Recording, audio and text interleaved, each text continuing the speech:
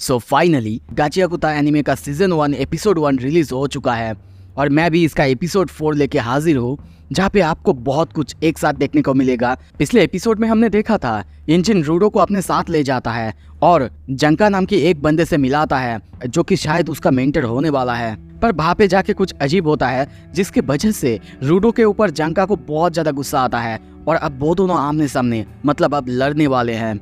अब आगे एपिसोड के शुरू में हम दोनों को आमने सामने देखते हैं। जंका कहता है तो तुम्हारी एबिलिटी यही है तुम्हारी जिंकी कि तुम जिसे भी टच करते हो वही तुम्हारी हथियार होता है और शायद इसी वजह से इंजिन ने तुम्हें एक प्रोडेजी कहा है।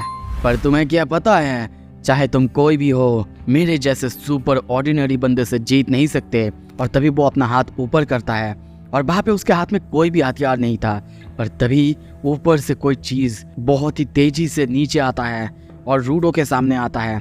रूडो उस हथियार को देखते ही कहता है, क्या ऊपर से, कब? और तभी वो कुछ और समझ पाता उससे पहले ही हम देखते हैं जंका उसके ऊपर हमला कर देता है, जो कि रूडो को बहुत खतरनाक तरीके से लगता भी है। रूडो बहुत दूर जाके गिरता है और अब जंका उसको एक के बाद एक मारते हुए जा रहा था और वो उसे एक दीवार पे या फिर एक जगह लगभग गाड़ देता है। पर वहीं पे तभी वो देखता है उसके मुंह पे कुछ था, उसे समझ नहीं आता। पर तभी जब वो उसे सूंघता है वो चिल्लाने लगता है और उसकी तरफ यानी रूडो की तरफ देखता है, कहता है, ए यू, क्या तुम सच में सीरियस तो नहीं हो ना? एक प्लंगर?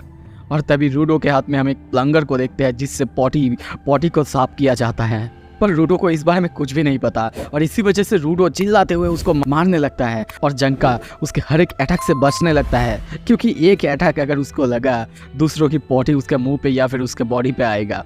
पर अब इस तरफ रूडो को समझ नहीं आ रहा था जंका ऐसा क्यों कर रहा है। मतलब थोड़ी देर पहले तो वो उसे मार रहा था, अभी ऐसा फील हो रहा है जैसे कि वो बस उससे भाग रहा है। और तभी वो उसे फिर से मारने जाता और जंका उससे भाग रहा था। और ऐसे ही करते करते तभी वो दोनों एक गाड़ी से टकराते हैं और उस गाड़ी में और कोई नहीं बल्कि हम इंजिन को देखते हैं। वो देखते ही कहता है, अरे ये क्या, तुम दोनों ऑलरेडी दोस्त बन चुके हो? पर इस तरफ जब वो ये सुनता है वो हंसते हंसते जैसे कि पागल हो रहा था, वो दोनों का मजाक उड़ाने लगता है और सबसे ज्यादा तो जंका का ही। और यहाँ पे इंजिन उसे ये भी बताता है कि जंका उसकी मेंटर होने वाला है।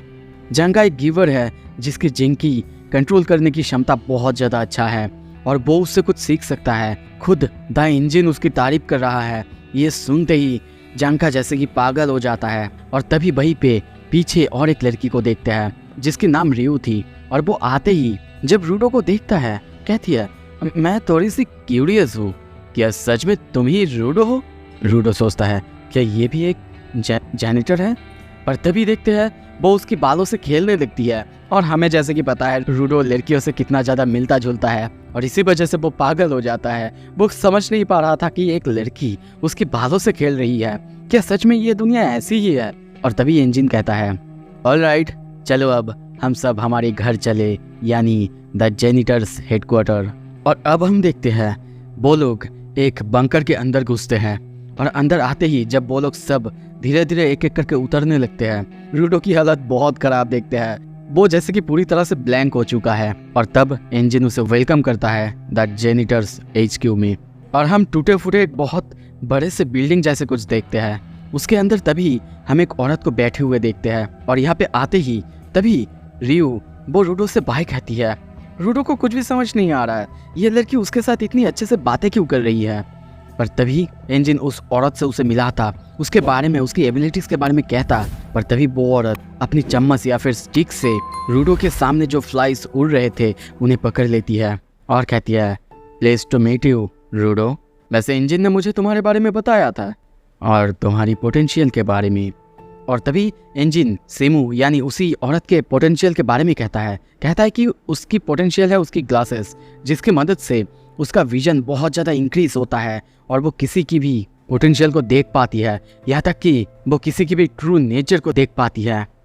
और तभी वो औरत यानी सिमुई वो ये देखने की कोशिश भी करती है, वो रूडो की तरफ देखने लगती है, पर तभी डर जाती है क्योंकि उसके सामने जैसे कि सब कुछ धुंधला था। रूडो का कुछ भी, कोई भी पावर उसे दिखाई नहीं दे रहा था। वो पूरी तरह से हड़बड़ा जाती है और तभी किसी तरीके से टालते हुए कहती है, इसकी एबिलिटीज बहुत अच्छी है, इसे शुरू से ट्रेन करने की कोई ज़रूरत नहीं। उसकी हार्मोनाइजेशन अपने पावर्स के साथ बहुत बहुत अच्छी है। पर ये सुन के इंजन कहता है क्या बस इतना ही? वो उसकी तरफ देखती है और कहती है ऑल्सो तुम्हारे नेक में बहुत ज़्यादा पोप भरा पड़ा है और इसी वजह से फ्लाइज तुम्हारे चारों तरफ घूम रहे हैं। ये सुनते ही इंजन वहाँ पे हंसने लगता है, पर अब उसे लेके वो आगे बढ़ता, पर तभी वो सिमू की तरफ एक बार देखती है और शायद उसे समझ आ चुका था कि वो कुछ छुपा रही है। कुछ देर बाद वो लोग अब बॉस से मिलने के लिए आगे जा रहे थे। अब इंजन बहुत सारे जेनिटर्स, कॉम्बेटेंट्स, गार्ड्स और सपोर्टर्स के बारे में कहता है कि ये बड़े बड़े हैं पर अलग अलग जगह में फैले हुए हैं अपने क्लीनिंग का काम करने के लिए। वो उससे ये भी कहता है क्या तुम उनसे मिलना चाहोगे? वैसे कुछ यहाँ पे है, सभी तो नहीं रहते। और तभी वो एक जगह जाता है जहाँ पे हम बहुत सारे क्लीनर्स को देखते हैं और तभी उनसे मिलाने के बाद इंजन उसे लेके बॉस के रूम पे जाता है। पर यहाँ पे आते ही रूडो कहता है सच में ये बॉस का रूम है, तो मैं सबसे पहले उनसे पूछूंगा कि मैं ऊपर कैसे जा सकता हूँ। ये सुन के इंजन उसे रोकते हुए कहता है क्या तुम वहाँ पे जाके क्या पूछोगे? बॉस के बारे में। बच्चे मैंने तुमसे कहा था ना, इन्फॉर्मेशन एक बहुत ही वैल्यूएबल चीज़ है और ये तुम्हें ऐसे ही नहीं मिल सकता है। तुम हमारे यहाँ पे काम करोगे और उसके बदले में मैं तुम्हें धीरे धीरे ऊपर जाने का रास्ता बताऊंगा। और बॉस से ये सब मत पूछना। वैसे तुम्हें पता है हमें अब तक पता नहीं है कि बॉस की जिंक की बॉस की पावर क्या है। बस इतना पता है कि वो बहुत ज़्यादा ताकतवर है और सभी उनकी रिस्पेक्ट करते हैं और सभी उनसे बहुत ज़्यादा लॉयल है। और तभी बॉस रूम का दरवाज़ा वो ओपन करता है पर वहाँ पे कोई भी नहीं था। पीछे से तभी सिमी वो आती है और कहती है बॉस कुछ दिन के लिए बाहर गए हैं एक बिजनेस ट्रिप के लिए, अभी पता नहीं कि वो कब आएंगे। पर वो उसे और कुछ काम देता उससे पहले तभी वहाँ पे रियू आती है और कहती है क्यों ना तुम हमें ऑब्जर्व करो और उससे कुछ सीखो। वैसे भी बॉस के आने से पहले तुम ऑफिशियली एक जेनेटर नहीं बन सकते, तो हमें देख के सीखते रहो। और उसके भी अलावा मैं तुम्हें और जानना चाहती हूँ रूडो। और अब कुछ ही देर बाद हम रियू रूडो को किसी और जगह में देखते हैं। वो कहती है ये बहुत एक आसान रिक्वेस्ट है पर फिर भी तुम केयरफुली ऑब्जर्व करना हमारे क्लीनिंग के वर्क को। मैं तुम्हें सारी डिटेल्स धीरे धीरे बाद में दे दूंगी। और अब हमें यहाँ पे थोड़े से पास्ट की सीन दिखाया जाता है जहाँ पे सिमियू उसे सब कुछ एक्सप्लेन कर रहा था, मतलब इस जगह के बारे में सब कुछ एक्सप्लेन कर रहा था। वो कहती है कॉन्टामिनेशन जोन के बारे में, पर उसके बारे में रूडो को कुछ भी नहीं पता था। रूडो कहता है क्या कॉन्टामिनेशन जोन, ये आखिर क्या चीज़ है? तभी वहाँ पे इंजन था, वो इंजन से कहती है क्या तुमने उसे कुछ भी नहीं बताया? वो कहती है दरअसल मैंने उस एरिया को डम साइट कहा था ताकि वो अच्छे से समझ पाए, बस इतना ही। और तब सिमू कहती है रूडो मैं तुम्हें अच्छे से एक्सप्लेन करती हूँ हर एक जगह और हर एक टर्म के बारे में कि उसे क्या और कैसे कहा जाता है। वैसे ये जगह ये है डिम्बित और यहाँ पे अलग अलग जगह है जहाँ पे तुम जा सकते हो, रह सकते हो और जहाँ पे तुम नहीं जा सकते, जैसे कि कॉन्टामिनेशन जोन्स, सेफ जोन्स। और तुम्हें एक चीज़ बताओ, जिस जगह पे तुम गिरे थे वो फॉरबिडन जोन में आता है, मतलब एक ऐसी जगह जहाँ पे कोई भी अगर जाएगा इंस्टेंटली मर जाता है। जितना कि अब तक हमें पता चला है 6 फॉरबिडन जोन्स अभी तक हमें मिला है। कोई भी अगर एवरेज पर्सन वहाँ पे जाएगा तो वो इंस्टेंटली मर जाएगा और तुम अगर कोई गिवर भी हो तब भी वहाँ पे तुम्हें बहुत ज़्यादा तकलीफ होगा, यहाँ तक कि। और वैसे इंजन तुम वहाँ पे क्या करने गए थे? इंजन कहता है मैं बस ऐसे ही वहाँ पे घूमने गया था और एक स्ट्रॉल चाहिए था मुझे बस। और तभी वो उसे एक मास्क देती है जिसे पहन के रूडो अच्छे से रह सकता था, मतलब वहाँ की जो पॉल्यूटेड हवा थी उससे वो बच के रह सकता था। वो उसे ये भी कहता है अगर तुम बिना मास्क पहने कोई भी कॉन्टामिनेशन जोन में जाओगे तो तुम 15 मिनट के अंदर मर जाओगे। अब हम रूडो को देखते हैं प्रेजेंट में। वो अपने सामने एक बहुत बड़े से कचरे को देख रहा था और सोच रहा था जब मैं ऊपर था तब मैं सोचता था कि अभी इसके अंदर आखिर क्या है, और अब मैं सोचता हूँ कि सच में ऊपर के लोगों को ये पता है कि नीचे भी लोग रहते हैं। वैसे मेरे सामने इतने सारे ट्रेजर है, मैं इन्हें नई तरह से बना सकता हूँ, जोड़ सकता हूँ मैं उन्हें। और तभी वहाँ पे वो एक बंदे को देखता है और कहता है वैसे ये क्या जेनेटर है? वो कहता है ये लोग आखिर कौन है? रिवी तभी कहती है ओ ये लोग सपोर्टर्स है। वैसे हाँ, इनके पास हमारे जैसे मतलब जेनिटर्स जैसे ताकत या फिर गिवर्स जैसे ताकत नहीं होते, पर हाँ ये हमारे बहुत काम आते हैं और इनकी वजह से बहुत ज़्यादा मदद मिलती है। और तभी उन्हीं में से एक बंदा रूडो से हाथ मिलाता है। रूडो जब हाथ आगे करता है वो इंस्टेंटली जोर से प्रेशर देता है। रूडो दर्द से चीखने लगता है रियू बताती है। यहाँ तक कि इसकी ग्रिप इतनी ज़्यादा स्ट्रॉन्ग है कि ये एक बीस्ट की आर्मर को एक ही बार में स्मैश कर सकता है। बताओ, क्या ये बहुत ज़्यादा ग्रेट नहीं है? बताओ। और तभी ऊपर से न्यूज़ आता है कि बीस्ट वो आ रहे हैं, और कुछ ही देर बाद हम अजीब से बीस्ट को वहाँ पे आते हुए देखते हैं। बहुत सारे थे और इसी वजह से रूडो वहाँ पे डर जाता है।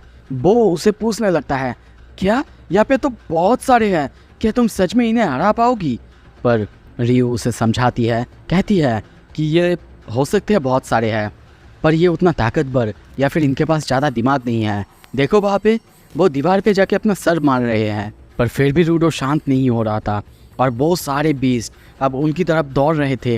रूडो और भी ज़्यादा डर जाता है। वो रियू को कहने लगता है, हे देखो वो लोग यहीं पे आ रहे हैं, क्या ये डेंजरस नहीं है? पर रियू उसे समझाती है, अरे चिंता मत करो, यहाँ पे रहने के लिए शांत रहना ज़रूरी है, इस माइंड से चलना सबसे ज़्यादा ज़रूरी है। और ये सुन के रूडो का दिमाग हिल जाता है। वो सोचता है, क्या? ऑफ कोर्स, हाँ, इंजन भी तो हमेशा वैसे ही रहता है। ठीक है, मैं भी वैसे ही करूँगा। और तभी एक खतरनाक मॉन्स्टर उनकी तरफ आता है उनको मारने के लिए, जो देख के खुद रियू तक डर जाती है, पर वो एक्साइटेड भी होती है और आगे जाती है। और तभी देखते हैं उसके पास एक सीजर, शायद यही उसका हथियार है। वो निकालते हुए कहती है, एक स्ट्रॉन्ग ओपोनेंट सच में मुझे फायर अप कराती है। सो ये एपिसोड यहाँ पे ख़त्म होता है। अगले एपिसोड में हमें धमाकेदार फाइट देखने को मिलेगा। अगर आपको वो देखना है जल्दी से जल्दी लाइक करो यार। और हाँ, अगर आप नए हो जल्दी से सब्सक्राइब करो इसको हर रोज़ देखने के लिए। Thank you so much, stay tuned.